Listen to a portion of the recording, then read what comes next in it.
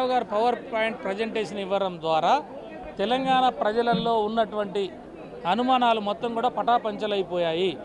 వాళ్ళు చేస్తున్న కాంగ్రెస్ పార్టీ చేస్తున్న దుష్ప్రచారం అంతా కూడా ప్రజలకు అర్థమైపోయింది. వాళ్ళు అబద్ధాల పునాదులతోటి ఈరోజు తెలంగాణ ప్రజల మొత్తం కూడా ఒక గందరగోళాన్ని క్రియేట్ చేసి 92,000 కోట్ల ప్రాజెక్ట్ని 1,00,000 కోట్ల కుంభకోణం అని చెప్పి ప్రచారం చేశారు. అందులో ఖర్చు పెట్టిందే ఇప్పటికీ 92,000 కోట్లు, డిపిఆర్ 80,000 కోట్లు. కాబట్టి 1,00,000 కోట్ల కుంభకోణం ఎట్లయితుంది?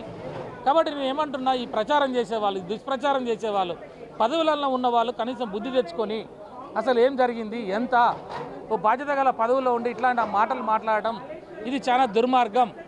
కాబట్టి నువ్వేం చేయలేక, ప్రజలకు ఇచ్చిన హామీలను నెరవేర్చలేక ఇలా కేసీఆర్ గారినో లేకపోతే బీఆర్ఎస్ గవర్నమెంట్ను బదనాం చేయడం కొరకే మీరు ఈ రకమైనటువంటి ఈ తప్పుడు ప్రచారాలు చేస్తూ ఉన్నారు.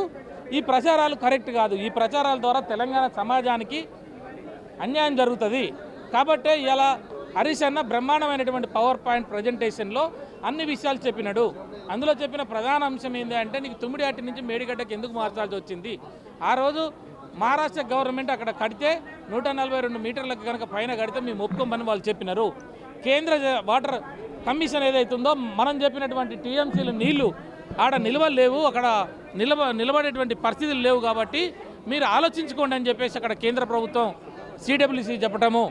కాబట్టి ఇవన్నీ ఇత్యాది అంశాలు ఆలోచించిన తర్వాత అదే వ్యాప్కొని పిలిచి అప్పుడున్న ముఖ్యమంత్రి కేసీఆర్ గారు తెలంగాణ ప్రజలకు మంచిగా నీళ్ళు ఇవ్వాలంటే, ఇంకా బ్రహ్మాండంగా మనం నీటిని గోదావరి నీళ్ళను ఉపయోగించుకోవాలంటే ఎక్కడ కడితే బాగుంటుందని చెప్పేసి ఆ రోజు వ్యాప్కొని పిలిచి వారిని అడగడం ద్వారా వాళ్ళు సర్వే చేసి అక్కడున్న ఎక్స్పర్ట్ కమిటీ అంతా వచ్చి కూడా చూసిన తర్వాత ఇక్కడికన్నా కూడా మేడిగడ్డలో కడితే బ్రహ్మాండంగా నీళ్లు నిల్వ దొరుకుతాయి, ప్రాణహిత నీళ్లు కూడా వస్తాయి, 24 గంటలు గోదావరిలో నీళ్లు ఉంటాయి.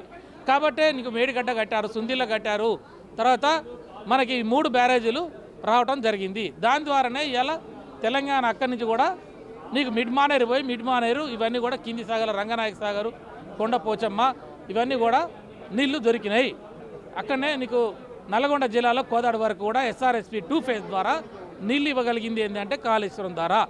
ఈరోజు ఈ ముఖ్యమంత్రి చెప్తున్న మూసిని కూడా నేను క్లియర్ చేస్తాను, నేను మూసికి కూడా హైదరాబాదు సిటీకి నీళ్ళు ఇస్తా అని చెప్పడానికి కూడా కారణాలు ఏంటి అంటే కాళేశ్వరము. ఒక మేడిగడ్డలో ఒక పిల్లర్ గుంగిపోయినంత మాత్రాన దాన్ని అడ్డం పెట్టి మొత్తం కాళేశ్వరాన్ని బదనం చేసే కార్యక్రమాలు చేస్తున్నారు కాంగ్రెస్ పార్టీ. ఇవన్నీ కూడా అబద్ధాలు, ఇవన్నీ కూడా తప్పులు అని చెప్పి ఈరోజు హరీష్ రావు గారు బ్రహ్మాండంగా పవర్ పాయింట్ ప్రజెంటేషన్ ఇచ్చారు. ప్రతి విషయం మీద కూలంకుషంగా కేంద్రం ఏ అయితే మనకి పర్మిషన్లు కావాలనో ఆ పర్మిషన్లు అన్నీ తీసుకున్న తర్వాత డిపిఆర్ ఓకే అయిన తర్వాతనే మనం ప్రాజెక్టు కట్టాము. కొన్ని రోజులు డిపిఆర్ లేదని చెప్పినారు, కొన్ని రోజులు ఇష్టం వచ్చినట్టు పెంచుకున్నారని చెప్పినారు. ఏవి కూడా అక్కడ కేంద్ర సంస్థల పరిధిలో అక్కడ ఉన్నటువంటి వాళ్ళు సిడబ్ల్యూసి కానీ మిగతా డిపార్ట్మెంట్స్ కానీ ఇవన్నీ కూడా ఇచ్చింది ఏంటంటే వాళ్ళంతా సాటిస్ఫై అయిన తర్వాతనే. కాబట్టి కాంగ్రెస్ పార్టీ కేవలం ఎలక్షన్ల కొరకో ప్రజల్ని గందరగోళపరచడం కొరకో ఈ ముఖ్యమంత్రి ఈ మంత్రులు తెలివి లేకుండా ఏమాత్రం అవగాహన లేకుండా కాళేశ్వరం ప్రాజెక్టుని బదనం చేయాలనే కార్యక్రమాలు చేస్తున్నారో ఈ కార్యక్రమాలన్నీ కూడా ఈరోజు హరీష్ అన్న పవర్ పాయింట్ ప్రజెంటేషన్ ద్వారా పటాపంచలైపోయాయి.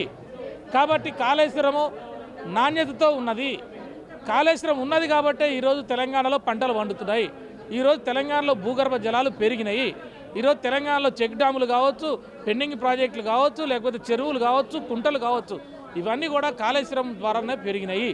ఈరోజు మేడిగడ్డ ఖరాబ్ అయినా కూడా ఈరోజు మనకు అక్కడ ఉన్న మిడ్ మానేర్ కానీ శ్రీరామ్ సాగర్ కురిసిన వర్షాల ద్వారా నేరుగా గ్రావిటీ ద్వారా ఈ కాళేశ్వరం ఉపయోగించడం ద్వారానే ఈరోజు ఇక్కడ మనకి బసవాపూర్ వరకు నీళ్ళు వస్తున్నాయి.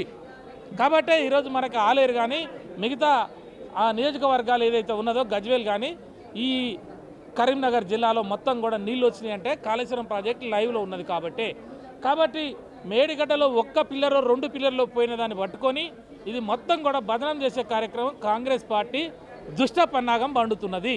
ఇది తెలంగాణ ప్రజలకి రాబోయే కాలంలో చాలా ప్రమాదమయ్యే ఏర్పడే పరిస్థితులు ఉన్నాయి. కాబట్టి ప్రజలందరూ కూడా గుర్తెరిగి రేపు కేసీఆర్ గారు బ్రహ్మాండంగా ఘోష్ కమిషన్ ముందు రాబోతున్నాడు, అన్ని విషయాలు కూడా చెప్పబోతున్నాడు. ఇది చెప్పిన తర్వాత ఘోష్ కూడా ఈ కాళేశ్వరం ప్రాజెక్టును ఒప్పుకొని ఏ రకంగా సుప్రీంకోర్టు జడ్జిలు, హైకోర్టు జడ్జిలు, తర్వాత వాటర్ మ్యాన్ ఆఫ్ ఇండియా ఎట్లనైతే ప్రశంసలు ఇచ్చారో ఆ రకంగా ప్రశంసలు ఇవ్వబోతున్నారు.